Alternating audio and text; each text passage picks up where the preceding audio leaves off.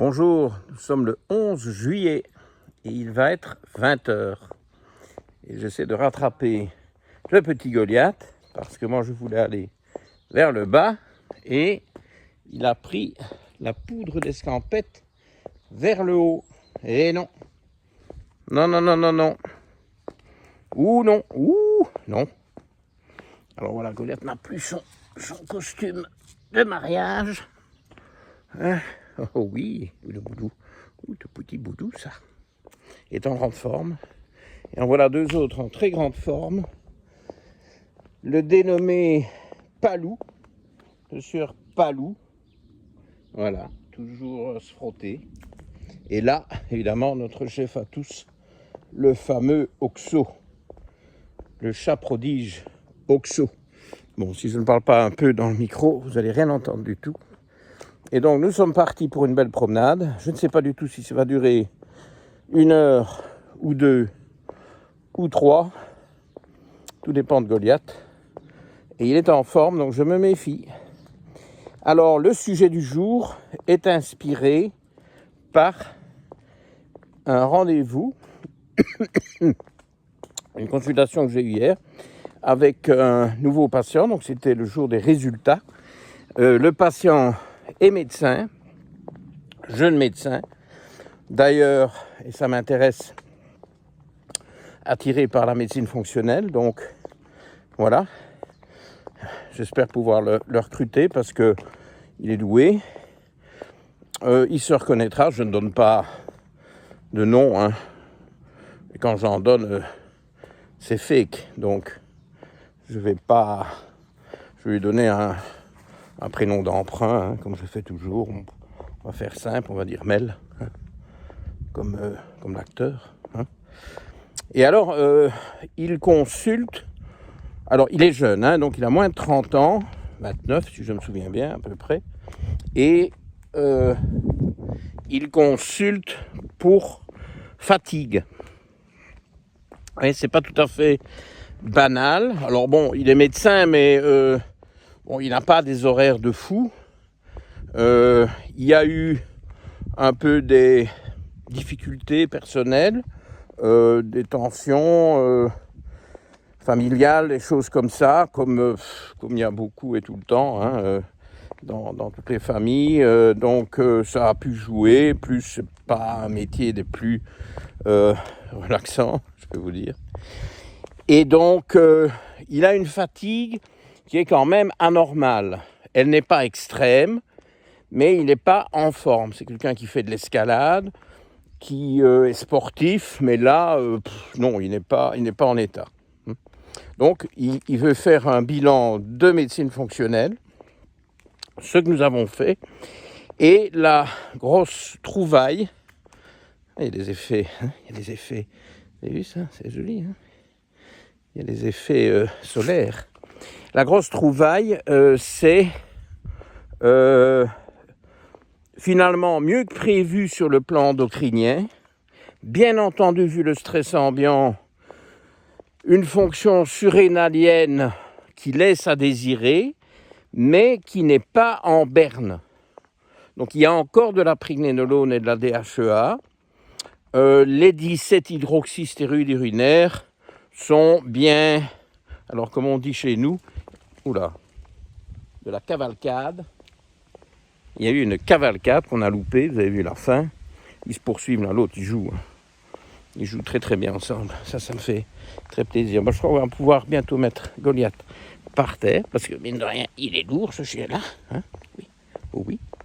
Et donc, 17 hydroxystéroïdes, comme on dit chez nous, bien pêchetés. Vous aimez bien ça, non? Les expressions triviales de l'argot wallon. Hein?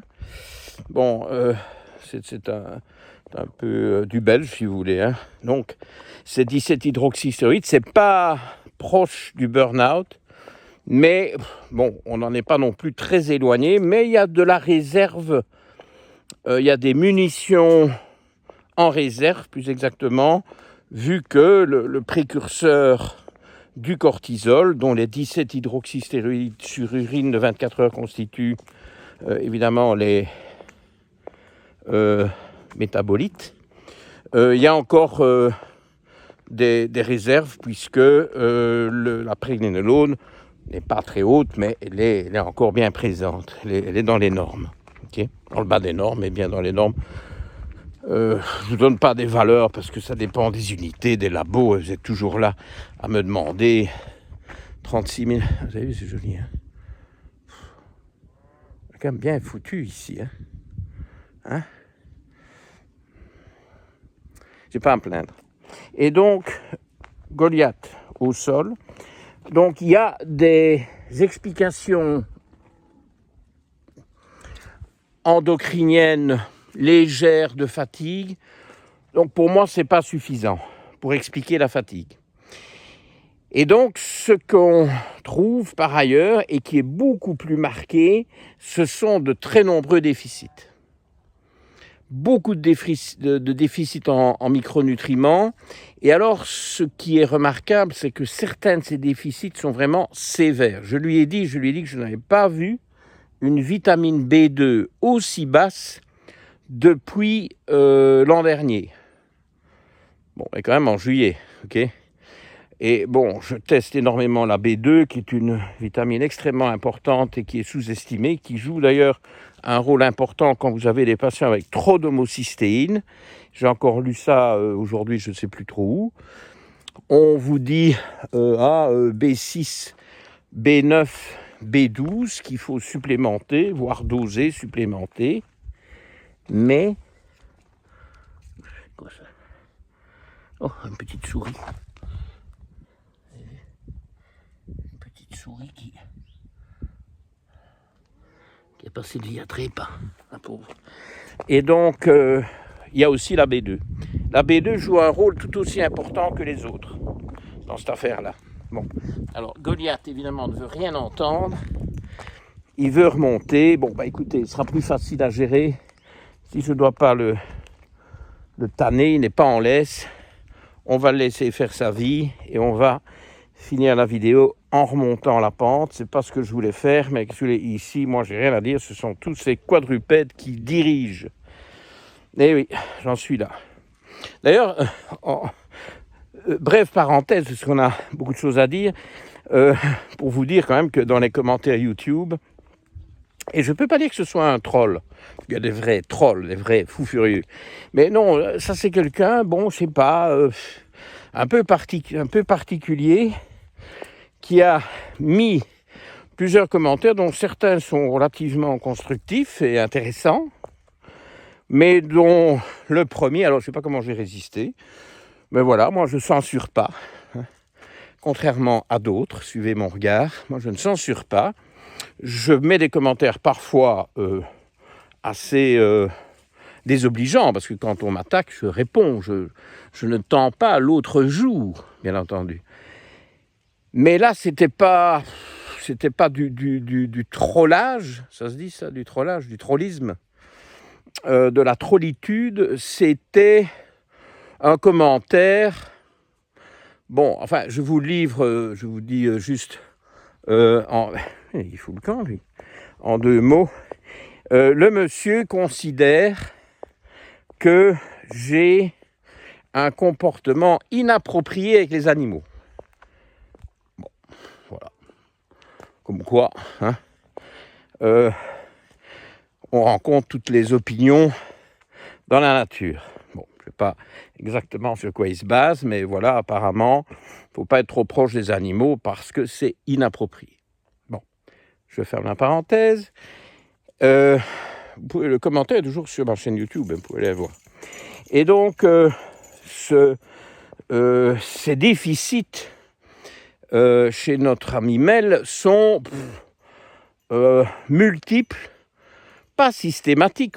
Personne n'est jamais déficitaire dans tout. C'est pour ça que quand on supplémente, ce qui est quand même un des grands fondements de la médecine fonctionnelle, c'est de procéder à la correction des déficits en nutriments.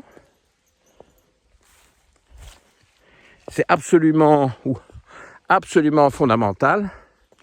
Alors là, on a quand même une belle scène. Regardez ça. Là, maintenant qu'on a les grands troncs abattus, évidemment, pour les chats, Ah ben voilà l'autre qui arrive.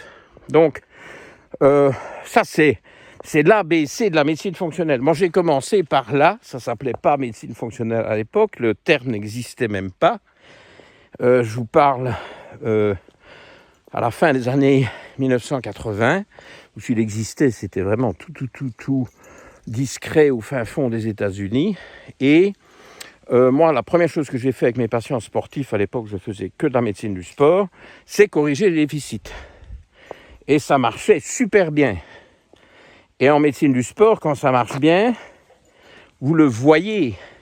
Les gens vous le disent. Ils n'ont même pas besoin de vous le dire. Vous regardez les résultats. À l'époque, il n'y avait pas Internet, etc. Et donc, je regardais dans le journal. Le lundi matin, je voyais bien si mes traitements avaient bien donné. Et ils donnaient bien parce que corriger les déficits, c'est la base de tout. Mais on ne corrige que les déficits. Et c'est ça que je suis en train de vous expliquer. Il n'y a pas des cas où tout est déficitaire, sérieusement déficitaire, et où vous allez donner, je ne sais pas moi. Ici, je divague, mais pour vous faire comprendre, vous n'allez pas donner 3 gélules par jour d'un multivitaminé. Les multivitaminés, je ne les utilise jamais. Pourquoi ? Parce que dans un multivitaminé, sans même en donner 3 évidemment, ce qui n'a pas de sens, vous avez trop peu de ce qui est vraiment déficitaire.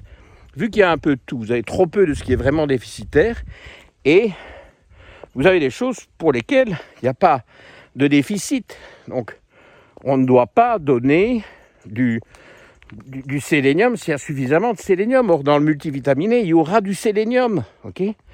Et donc, chez Mel, il y avait beaucoup de déficits, mais pas du tout systématique. Mais quand il y en avait, certains étaient modérés, certains étaient sévères. Donc ça, vous faites une correction, nutriment par nutriment. Vous établissez les doses correspondantes, donc plus ou moins fortes en fonction de l'ampleur du déficit. Parfois, il y a moyen de combiner plusieurs nutriments dans une seule gélule, ça peut se faire, mais il faut encore que ça se mette, que les dosages correspondent aux besoins, et c'est pas évident. Donc c'est du sur-mesure, ok ? C'est pas du H&M, c'est du Dior. Dior, mais c'est quand j'écris dans mes rapports manuscrits, enfin sur mes commentaires manuscrits sur les résultats de mes patients, DIO2, ils lisent Dior. Ça me fait sourire. Bon. Donc, DIO2, c'est un génotype, pour ceux qui n'ont pas tout suivi. Et si vous n'avez pas tout suivi, il faut aller voir les autres vidéos. Et donc, voilà, ça c'est le gros truc que je fais pour lui, un bon programme, 4 mois, hyper personnalisé, qui va évidemment lui donner de l'énergie, il va aller mieux. Bon. Mais en médecine fonctionnelle, quand on a fait ça, on n'a rien fait. Enfin si, on a fait quelque chose, mais qui est insuffisant. Ça, c'est du symptomatique. On doit soigner, on doit d'abord comprendre, identifier, et puis soigner, corriger la cause. Bon, ça booste, les mariages, J'espère que vous avez fait votre petite enquête pour savoir ce qui s'est passé là, que moi je ne vous dis pas. Bon. Enfin, prenez vos renseignements. Mais je peux vous dire que ça y va. Et donc, ce bien beau traitement soutient les surrénales. La thyroïde, ça va bien, il n'y a besoin de rien faire.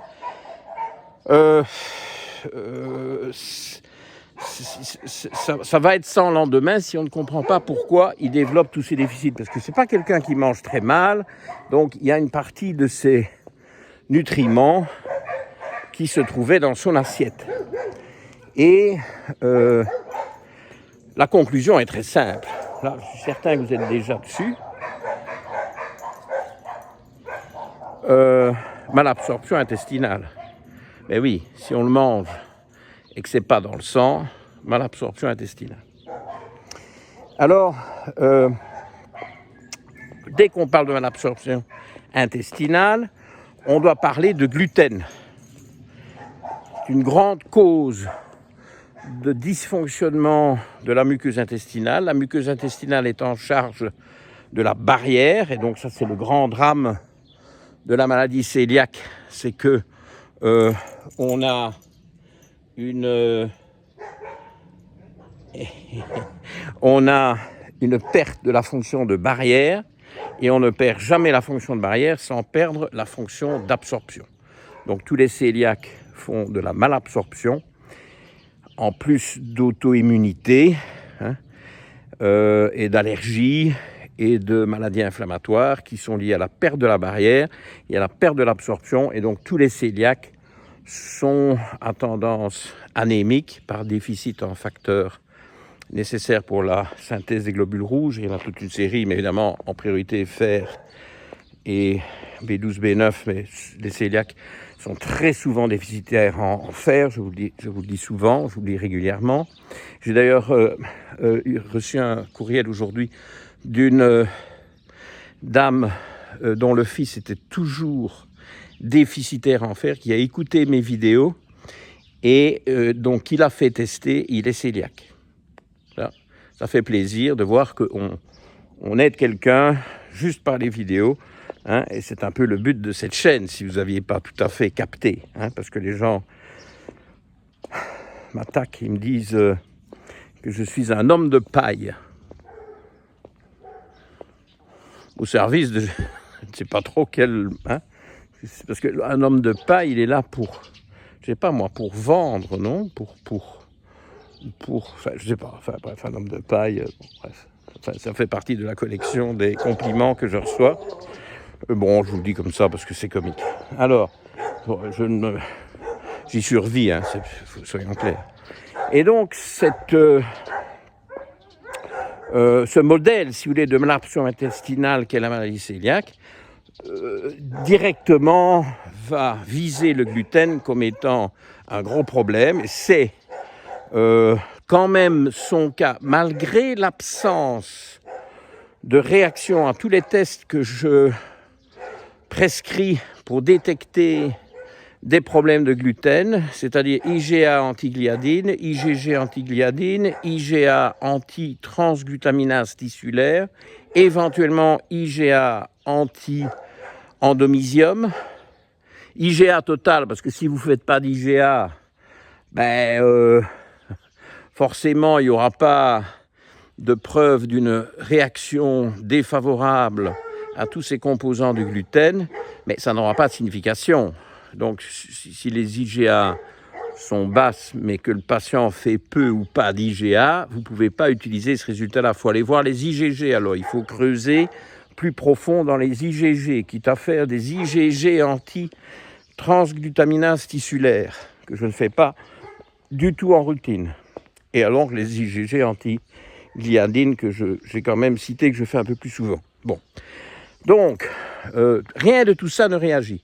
Alors, je lui ai dit, mais bon, j'espère que vous n'allez pas être choqué par le fait que bien que je vous fasse toute une série de tests pour le gluten, avec aussi des IgG blé, ok ? Je ne fais pas les IgG gluten. Ça ne marche pas. Allez, Goliath, où veux-tu aller ? On va par là ? Allez, viens. Allez, oui, on va par là.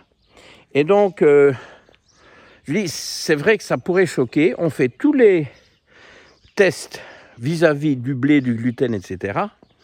Donc, il y a des coûts attachés à ça. Et puis, on dit, on va quand même enlever le gluten. Ça paraît ridicule. Oui, mais ici, on identifie par ailleurs dans le bilan une malabsorption. Donc, on doit enlever le gluten.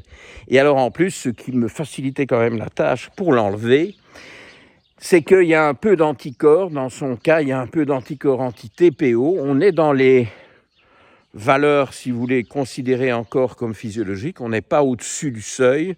Mais moi, quand il y a des anticorps anti-TPO, sauf si c'est vraiment une trace, mais il y en avait, on va dire, pas si loin que ça du seuil. Bon, là, moi, j'enlève le gluten parce que ça veut dire qu'il y a comme l'ombre d'un Hashimoto qui gigote, qui grenouille.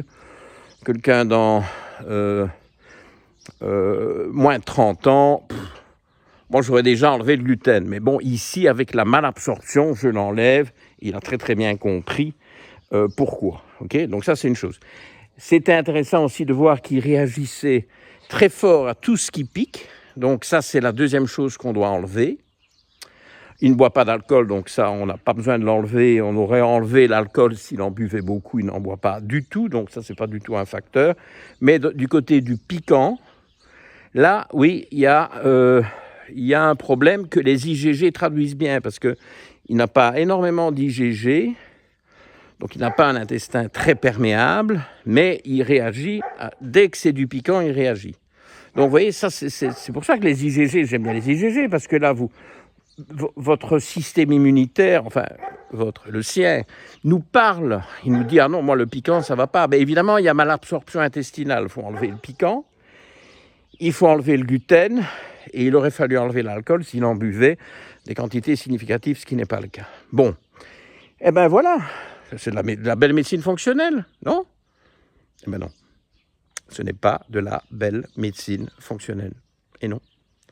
Parce que, si vous voulez, en médecine fonctionnelle, dès qu'on va vers des cas un peu... Bon, c'est pas de la première ligne ici. Il est médecin, si c'était de la première ligne, il se mettrait lui en première ligne et ce serait résolu. S'il vient me voir et fait les efforts, les frais, les coûts, c'est pour aller plus loin. Et c'est évidemment comme ça que je travaille et c'est ce qui me plaît dans ce travail. C'est pas des trucs... c'est pas de la bobologie de base, c'est de la vraie médecine fonctionnelle. Eh bien, à ce stade-ci, et ça c'est très important, y compris pour mes collègues qui m'écoutent, ou tout professionnel de la santé qui m'écoute, il faut toujours, une fois qu'on a fait ce raisonnement, en venir aux conclusions et se dire, ok, est-ce que ce que j'ai trouvé explique les plaintes? La fatigue dont il se plaignait, je dirais que oui, parce que les déficits sont quand même marqués, puis il y a le problème surrénalien dont on a parlé. Mais il n'y a pas que ces plaintes. Je veux dire, il y a ma plainte. Ma plainte, c'est de dire, ouh là là, j'ai jamais vu un déficit en vitamine B2. Ouais, je vous en passe, hein. Ces vitamines B étaient ravagées. Mais ravagées, toutes les B. Or, il les mange. Donc, moi je dis, à ce stade-ci, l'ampleur des déficits ne s'explique pas par cette malabsorption, vu que son problème de gluten n'est pas majeur. Il me manque quelque chose pour justifier l'ampleur des déficits. Et là, je l'ai eu par les génotypes. Alors, je vous passe les détails parce qu'on ne va pas faire une vidéo de 2 heures, mais il y a un des génotypes qui clash, mais bam! Et ça, il l'a bien perçu. C'est pour ça que je crois qu'il a de l'avenir dans la filière fonctionnelle. Parce que c'est quelqu'un qui mange beaucoup de féculents. Ça, il le reconnaît. Hein? Et ça part dans tous les sens. C'est vaste. Il y a des choses à gluten, des pâtes, du pain, mais aussi des pommes de terre. Enfin, je passe les détails. Il avait plutôt une diète pas high carb, mais plutôt quand même vers les féculents, les glucides, que vers les lipides.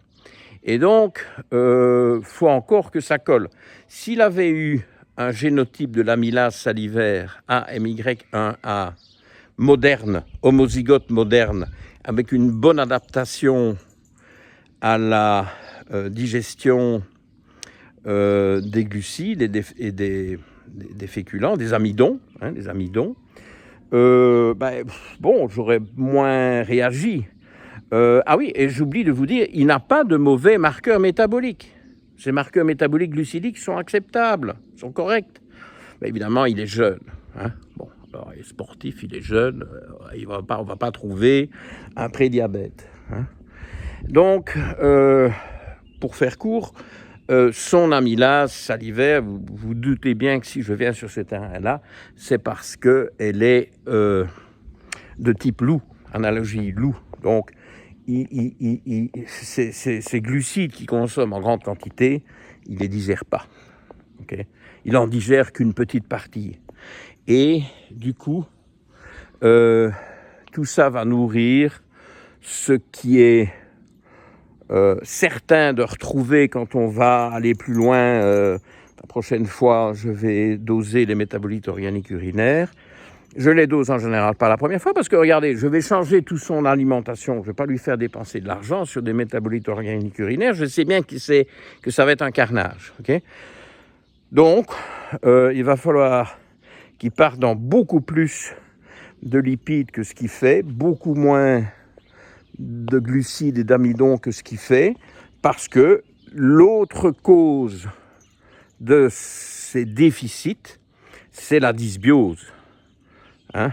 Et connexe, c'est le manque de lubrification. Il n'a pas les bons acides gras pour lubrifier sa muqueuse intestinale. Il manque d'oméga 3. Il avait d'ailleurs assez bien d'oméga 6. Il manque d'oméga 3.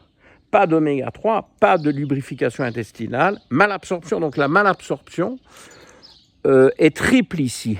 On va dire quadruple. On va parler du gluten. On va parler des aliments piquants qui irritent.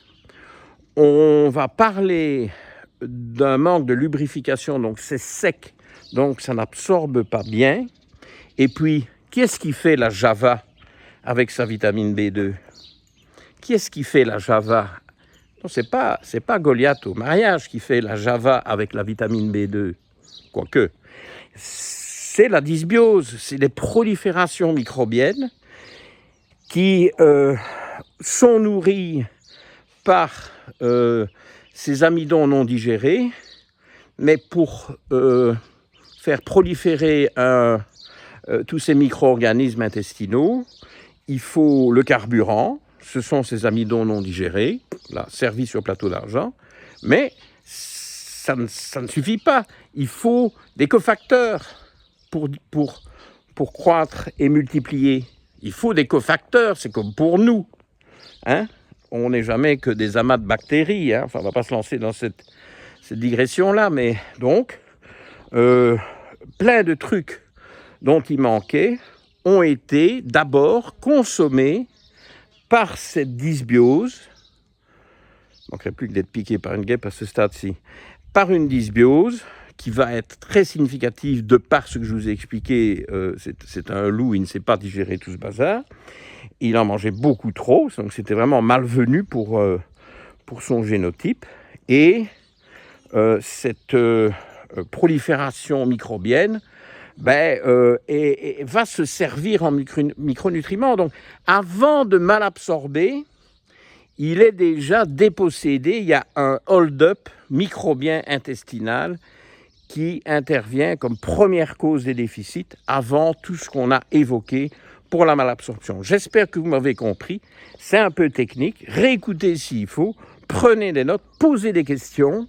Ne me traitez pas de tous les noms si possible, mais bon, voilà, ça fait partie du folklore YouTube. À vendredi prochain pour une toute dernière vidéo avant la pause du mois d'août. Et je ne sais pas du tout le sujet. On va y réfléchir, ok? À bientôt. Bye bye.